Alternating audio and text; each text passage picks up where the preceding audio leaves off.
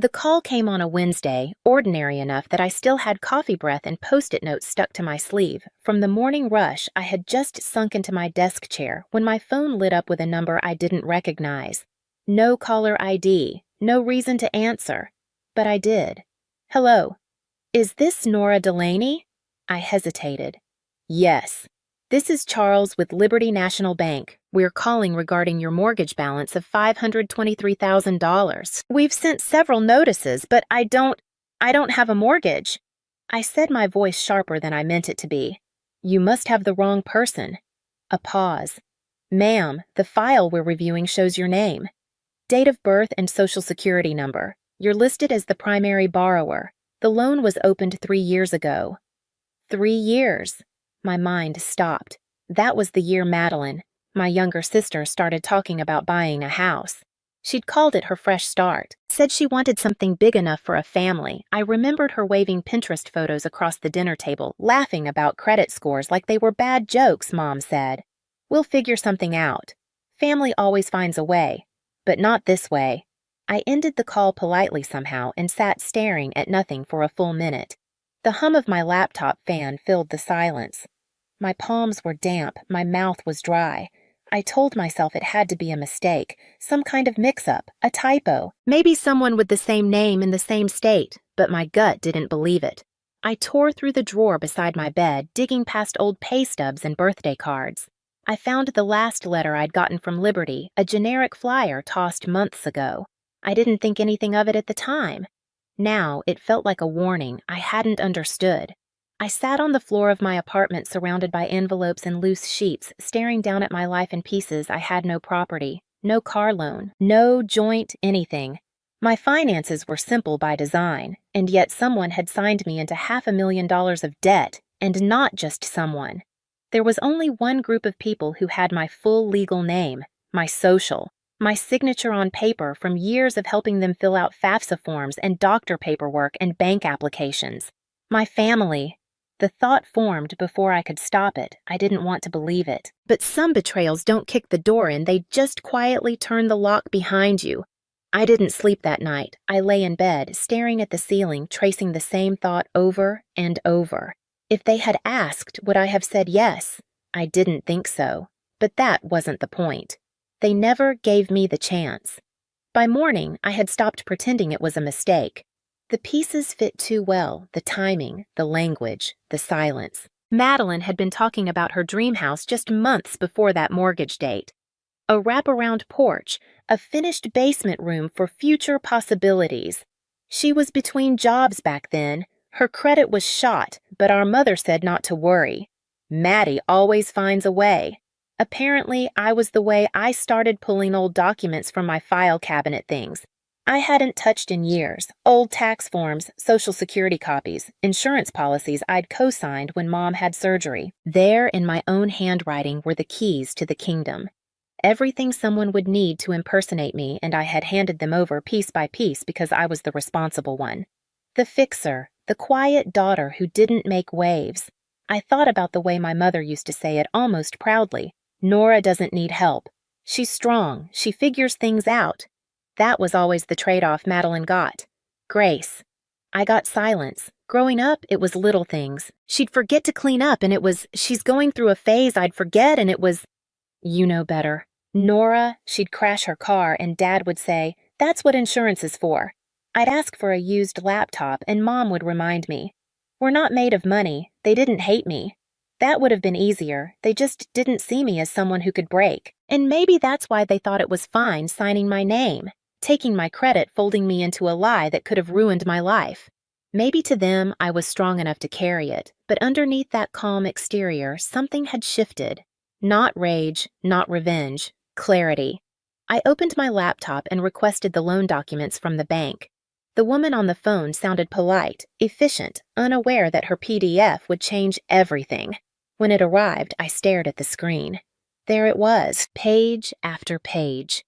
My name, my birth date, my information, my signature. Except it wasn't mine. It was close. Too close.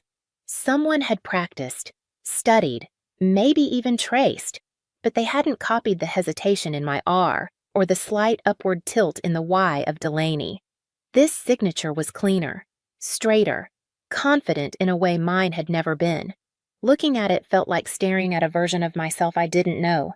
A forgery that fooled the world, but not me. And the scariest part, I knew exactly who had written it.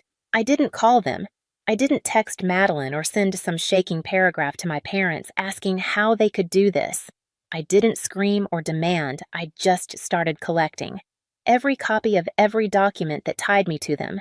Tax returns, medical authorizations, school loan forms I had co-signed when Dad lost his job. I went back nearly 10 years, folder by folder, building a quiet paper trail. There were so many signatures, so many little moments where I had said yes out of duty, out of love, out of habit. I had said yes when no one even asked. One by one, I printed my own records, credit reports, identity protection logs, a list of accounts under my name. I'd never owned a property, but here it was. Liberty National's full mortgage package with my name on the dotted line. Notarized, legally binding, signed, sealed, and stolen. For a while, I kept all of it on my kitchen table sorted in neat piles like I was prepping for a school project. But this wasn't school, this was survival. A friend from work, Sloan, noticed something was off. She caught me staring too long at nothing during lunch and pulled me aside. "You look like you're holding your breath," she said. I told her everything. I don't know why. Maybe because she was one of the only people who ever called to ask how are you and meant it. She didn't try to comfort me, just pulled out her phone and said, "Call this guy, he's smart, doesn't flinch at family messes." That's how I met Mr. Whitaker. He was older, ex-military maybe, with the kind of voice that didn't waste syllables. I sat across from him at a small cafe 3 blocks from my apartment. No receptionist, no elevator lobby, just him, a legal pad, and a black coffee. He flipped through my stack without a word. When he finished, he closed the folder and looked me in the eye. "You understand what this is, right?" "I think so," I said. "Fraud and identity theft," he added, "at minimum." Hearing those words aloud made something tighten in my chest. I nodded. "I don't want to destroy them. I just want this undone." "You're not destroying anyone," he said. "You're reclaiming what's yours." Over the next hour, he walked me through the steps, file a police report, notify the bank in writing, submit evidence, dispute the mortgage legally, press charges if necessary. "It's going to be long," he warned, "and it's going to burn any bridge that's left." I thought about that word burn, as if the bridge was still there to begin with, as if I hadn't already been walking alone for years. When I got home, I opened an old birthday card from a box I hadn't touched since I moved in. It was from my mom. I recognized the loopy handwriting before I even read it. "Happy 28th to our steady one. We don't say it enough, but you've always been our rock, our backup plan. We're so lucky to have you, our backup plan." It was meant to be sweet, I know that now, but all I could feel was the truth behind it. They had seen me as reliable, strong, quiet, so quiet, they thought I'd never say no. But I was done. Being the plan they used when everything else failed, now I had one of my own. Sunday came fast, too fast. I stood in front of my parents' house, the one with the white shutters and cracked driveway, gripping a folder in my purse like it might burn through the leather. I hadn't said a word to them all week. Not since I got the documents. Not since I sat in Mr. Whitaker's office and realized this wasn't just messy, it was criminal. Still, I knocked. The door opened almost instantly. My mother beamed. "Nora, sweetheart." I was just about to pull the roast out of the oven, like nothing had happened. I stepped inside. The house smelled like lemon cleaner and onions, the same way it always had. Madeline was curled up on the couch, scrolling on her phone, an empty wine glass beside her. My father sat in his recliner watching a football game, like the world hadn't shifted. No one looked at me too long. I sat quietly through dinner. Pot roast mashed potatoes, green beans with too much garlic. My mother made small talk. Madeline complained about her HOA. Dad grunted at the TV. I waited. After the dishes were cleared, I spoke. "Hey, quick, question." 3 pairs of eyes turned toward me. Mild curiosity. No tension. Just another one of Nora's practical inquiries, probably about insurance or tires. "Does anyone know anything about a mortgage with my name on it?" Silence, the kind that makes the air heavy. Madeline's shoulders tightened. My mother's smile froze mid-expression. My father cleared his throat. I didn't move, didn't blink, just waited. Finally, Mom spoke, her voice soft, like we were discussing a late bill. Oh, honey, that's just paperwork. Maddie needed help qualifying. It's not like you're paying anything. It's family, Madeline added, eyes still fixed on the table. You have good credit, I don't. It's not fair if you won't help. Not fair. Like I'd been selfish for asking. Like it was normal. I looked at them and the woman who raised me, the sister I used to protect from nightmares, the father who once told me I was his calm in the storm. They didn't see what they'd done as wrong. They saw it as expected. I nodded once, slow, neutral. Thanks for explaining, I said quietly. Madeline relaxed already, back on her phone. My father reached for the remote. My mother looked relieved, like a crisis had been smoothed over. None of them saw what had shifted. They thought I was still the same. Nora. Still the quiet one. Still safe. But I hadn't come to fight. I'd come to listen, to give them a chance, and they used it to justify the lie. The next morning, I filed the police report. The officer at the station had the look of someone who'd seen too many family cases, tired, polite, careful. When I handed him the folder I'd built with Mr. Whitaker's help, he flipped through slowly, his brow tightening with every page. You're sure you want to move forward with this? He asked, not out of doubt but hesitation. If I don't, I said they'll just keep doing it. He nodded, stamped the papers. It was official. That afternoon, I mailed the certified letter to Liberty National. Inside was the police report, a formal dispute notice, and copies of my ID. I watched the clerk at the post office slide it into the outgoing tray like it was any other envelope, but to me, it was a severance. A quiet final line drawn in ink. I didn't warn them. No angry phone call, no confrontation, just silence. 3 days passed, then 5, then a full week. No calls, no messages. Just the dull ache of waiting for something to break. It finally did. Friday night, just after sunset, there was a knock on my door. I peeked through the peephole and saw my mother standing outside, wrapped in her nicest coat, face tight with something between fury and fear. I opened the door but didn't step back. She didn't wait for an invitation. How could you? She hissed. How dare you go to the police? Her voice was sharp, but beneath it, I heard it. The panic. Not about me, about what it meant, about exposure. I said nothing. I trusted you to be understanding, she continued. Madeline needed help. Family sticks together. No, I said softly. Family asks, they don't steal. She blinked like the words hit harder because they were so calm. You've ruined everything, she snapped. Do you know how this looks? I nearly laughed, but I didn't. I didn't ruin anything, I said. I just stopped pretending it wasn't broken. She opened her mouth to argue, but I was already closing the door. The latch clicked into place with the softest sound, but to me, it felt louder than any scream that night. Madeline called 12 times, left 4 voicemails, each one angrier than the last. I deleted them without listening. The next morning, I woke to an email from Liberty National. We have suspended the mortgage loan pending further investigation. Attached was a formal apology. They were reviewing the notary records and the signature file. My credit score was still damaged, but the unraveling had begun. I called Mr. Whitaker. They're taking it seriously, I said. They usually do, he replied, when people don't yell and instead show them the truth. He was right. I hadn't shouted. I hadn't begged. I had just stood still while the truth did its work, and somehow that was enough. In the weeks that followed, the silence around me grew thicker. No more texts. No more invitations, no more guilt-laced reminders that I should be grateful for the family I had. They didn't want to fix anything. They just wanted the version of me who kept saying yes, but she was gone. Instead, I filled my weekends with things I had forgotten I liked. Walking to the farmer's market, buying flowers for my kitchen table, sitting in the quiet with a book, and no phone ringing.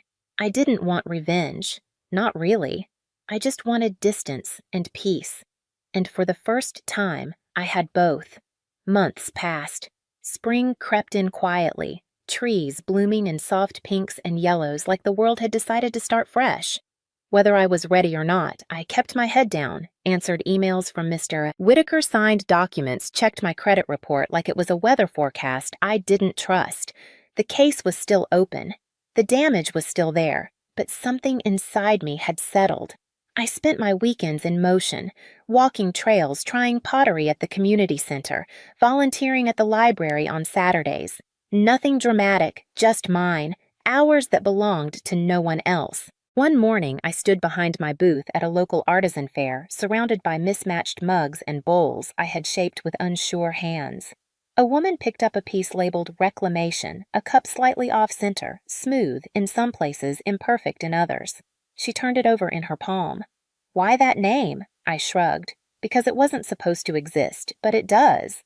She smiled, paid in cash, and walked away. That night, I sat on my balcony with a cup of tea and the first real quiet I'd earned in years.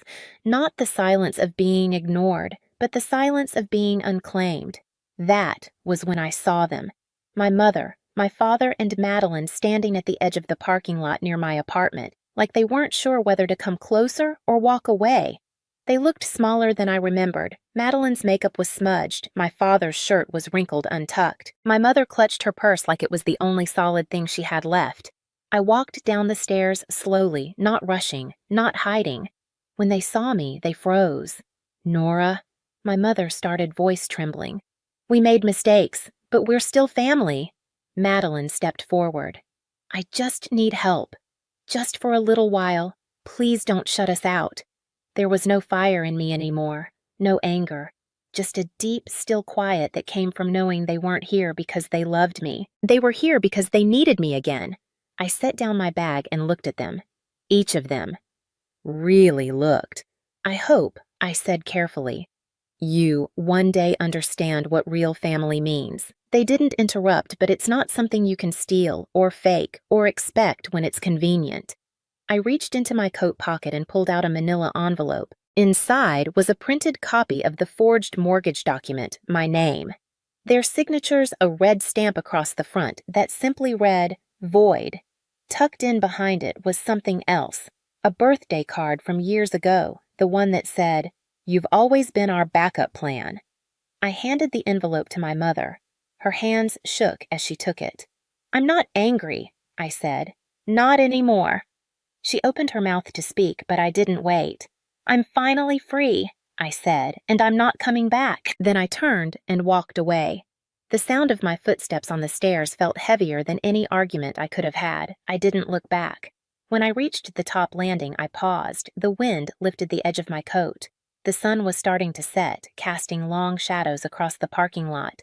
I whispered, not to them, but to myself. Sometimes walking away is the loudest thing you'll ever say, and I meant it. They used my name like it belonged to them, but I walked away. No screaming, no warning, just silence they couldn't ignore. If you've ever been treated like the backup plan, you'll understand why. I never looked back. Subscribe if you're done being quiet. Some truths aren't told to be forgiven, just remembered.